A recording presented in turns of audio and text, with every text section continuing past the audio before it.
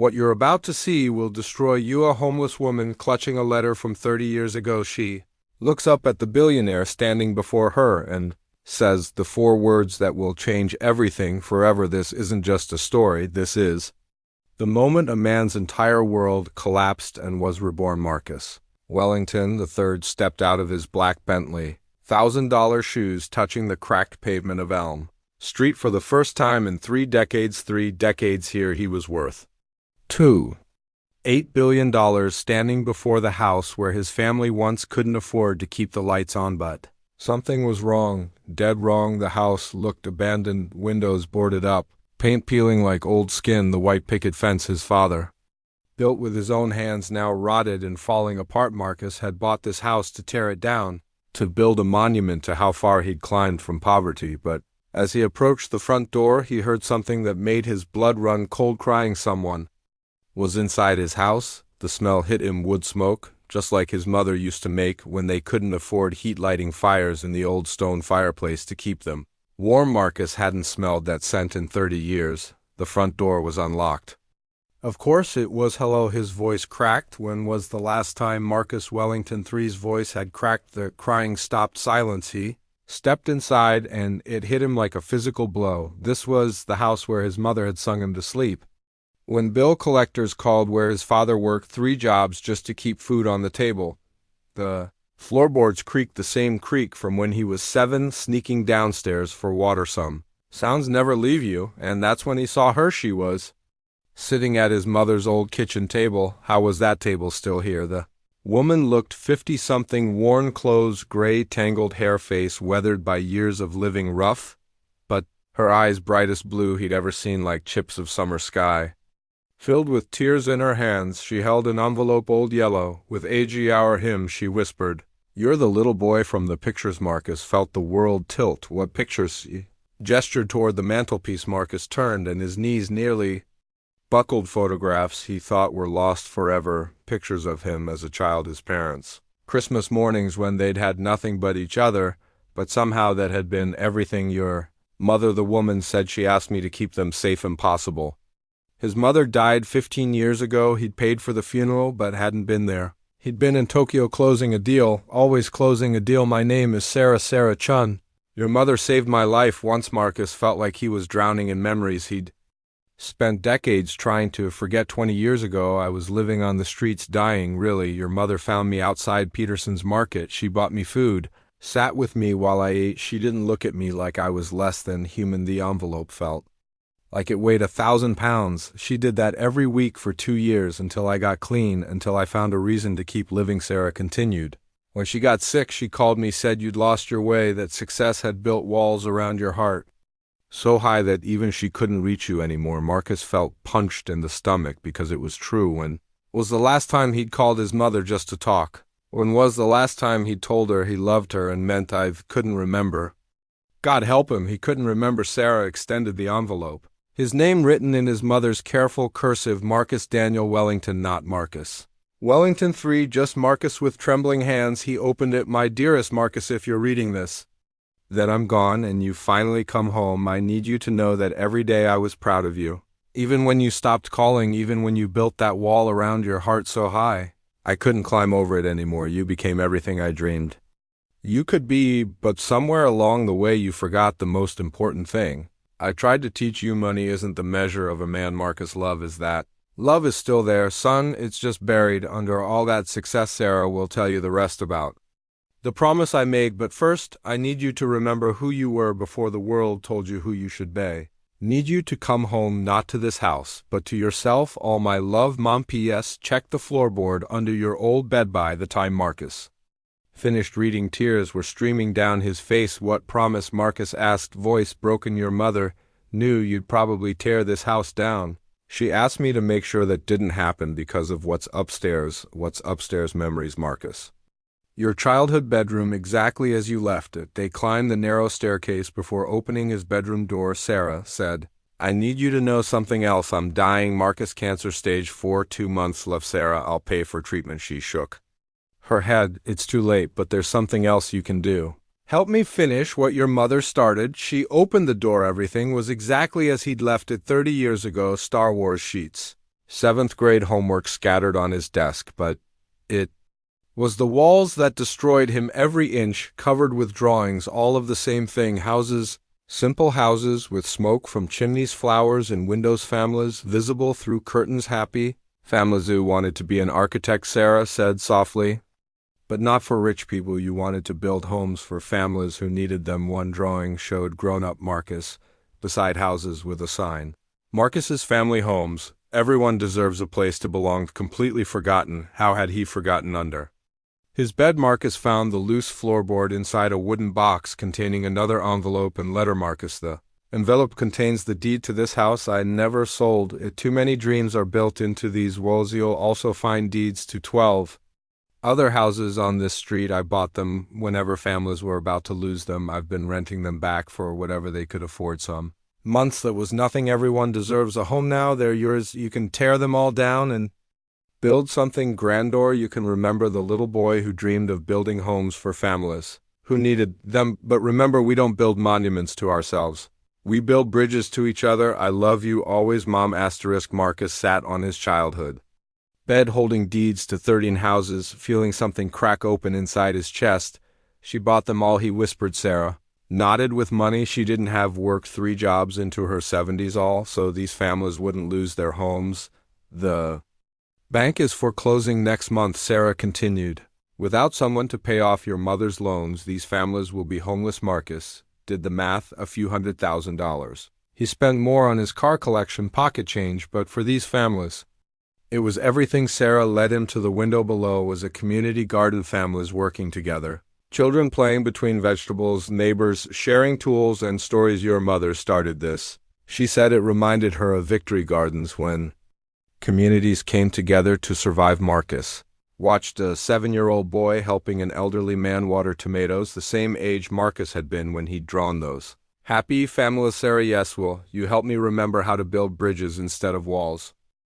That night, Marcus stayed in his childhood bedroom. He'd made billion-dollar decisions before, but none felt as important as this one. At dawn, he made his choice. Linda, cancel all my meetings for the next month, sir, but the Tokyo deal will wait. I have something more important to do. Marcus spent the next week meeting the families. His mother had been helping Maria Rodriguez, single mother of 3, Mr. and Mrs. Chun, 40-year residents. James Thompson, a veteran. His mother helped find housing. 12 families, 12 stories, 12 chances to build bridges. But Marcus didn't just want to pay mortgage. He wanted something bigger. What if we didn't just save these houses, he told Sarah. What if we made them better, turn this neighborhood into something that showed the world what real community looks like? Construction began Monday, but this wasn't like any project Marcus had overseen. He hired local contractors, trained unemployed residents, made sure every dollar stayed in the neighborhood. More importantly, he worked alongside them. Marcus Wellington, Billionaire CEO, spent days in work boots and hard hats learning to lay foundation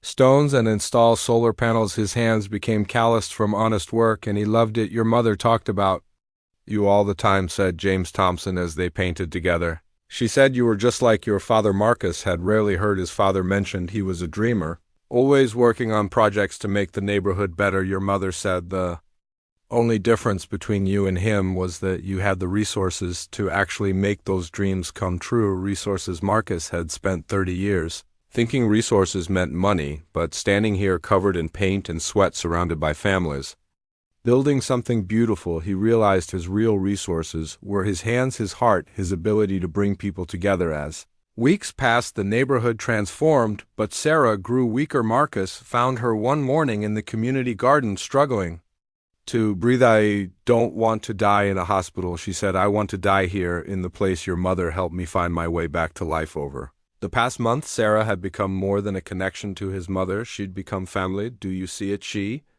asked, looking around the garden where children played while parents harvested vegetables. See what your mother saw. What you dreamed of when you were 7. Marcus looked. He saw Maria teaching her daughter to plant seeds, James fixing a neighbor's porch, teenagers working as paid interns learning skills for their futures. He saw families, happy families, living in homes where they belonged. I never lost the ability to build bridges, he whispered, and now I remember. 3 weeks later, the Elm Street community was finished. 13 Houses fully renovated and mortgage-free, a community center where neighbors shared Sunday meals. A playground echoing with children's laughter, a medical clinic, a library with computers and job training. Marcus's mother's house at the center converted into a community space. At the grand opening, Marcus barely noticed reporters and politicians. He was looking for Sarah. He found her in the community garden wrapped in a blanket despite the warm sun. Your mother would be so proud, she said. Can I tell you a secret? Sarah continued. I helped her write that letter. She was too sick to write clearly. She reached into her coat pocket. Another envelope, another letter. Dear Marcus, by the time you read this, I'll probably be gone. These past 2 months have been the happiest of my life since your mother saved me. Her mother used to say, we're all just walking each other home. Some have longer journeys, some have more resources, but we all need someone to walk beside us. You walked beside me, Marcus, when I was dying and alone. You gave me purpose, family, hope, but more than that, you let me give something back. I got to help you find your way home. Not to this house, home to yourself. Success isn't about what you build, it's about what you build it for. You've built an empire, Marcus. But today you built something better. You built love into the world. Keep building, Marcus. Keep walking people home. All my love, Sarah. P.S. Check the rose garden behind your mother's memorial bench. Marcus looked up, but Sarah had closed her eyes, breathing slowly, peacefully. He sat with her as the sun set, holding her hand until her breathing finally stopped. She died surrounded by love in a place where she belonged. The next morning, Marcus found what Sarah had planted, a rose bush with a plaque reading in memory of Margaret Wellington and Sarah Shun, 2 women who taught us that home isn't a place, it's the people who love you unconditionally. Marcus knelt in the dirt and cried. Really cried for his mother, who'd sacrificed everything for Sarah, who'd helped him remember what dreams were for 30 years. Building walls instead of bridges, for the little boy who'd wanted to help families find happiness, and for the man he was becoming, who finally understood that happiness isn't something you achieve, it's something you share. 6 months later, Marcus announced the Marcus Wellington Foundation for Community Development. Not 3, just Marcus. My mother used to tell me, we don't build monuments to ourselves, he said, we build bridges to each other. A wise woman once told me, we're all just walking each other home. I spent 30 years building an empire, but I learned something important. Empires fall, but communities endure. Love endures. He smiled, thinking of a 7-year-old boy with crayons and dreams of happy families. So that's what we're going to keep building, bridges, community. Home. 5 years later, the foundation had transformed over 100 communities, but Marcus still lived in his childhood bedroom 3 days a week, working in the community garden, eating Sunday dinners with his neighbors, his family. On quiet evenings, he'd sit on his mother's memorial bench next to Sarah's rosebush, reading their letters. Marcus had learned something profound that first month on Elm Street. The measure of a man isn't what he accumulates, it's what he gives away. It's not the empire he builds for himself, it's the community he builds for others. It's not the monument that bears his name, it's the bridge that carries people home. As he sat where Sarah had died peacefully, Marcus Wellington, no longer 3, just Marcus, smiled because he'd finally learned the secret his mother and Sarah had been trying to teach him. Home isn't a place, home is the people who love you unconditionally, and love isn't something you earn, it's something you share. If this story moved you, imagine what we could accomplish if we all remembered that success isn't about what we build for ourselves, but what we build for each other. Before you click away, I need you to do something that Marcus's mother and Sarah would have wanted. Hit the subscribe button right now, not for me, but because every time you subscribe, you're telling YouTube that stories about compassion matter more than stories about greed. You're saying that content about building bridges is more important than content that builds walls. And if this story touched your heart, if it made you think about someone in your own life who needs a bridge instead of a wall, then smash that like button, because here's what I've learned from telling stories like this. Every share, every comment reaches someone who needs to hear that they matter, that they belong, that someone out there is willing to walk them home. Share this video with one person, just one. Maybe it's someone who's forgotten that success without love is just expensive loneliness. Maybe it's someone who's struggling and needs to know that their current chapter isn't their final chapter. Or maybe it's someone who has the resources to build bridges, but just needs to be reminded how. Ring that notification bell, because I promise you this, every week I'm going to bring you Stories that prove love is stronger than money, that community is more powerful than corporations, and that sometimes the smallest acts of kindness create the biggest changes in the world. In the comments below, tell me, what bridge do you need to build in your own life? What wall have you put up that maybe it's time to tear down? Who in your community needs someone to walk them home? And if you know someone who's built walls around their heart so high that love can't reach them anymore, share this story, because sometimes we all need a Sarah in our lives to remind us who we used to be before the world told us who we should betn't. Just watch this story be this story. Find your own Elm Street, plant your own roses, build your own bridges, because at the end of the day, we're all just walking each other home. Subscribe, like, share, but most importantly, love ale. See you in the next story, and remember, your current chapter isn't your final chapter. Keep building bridges.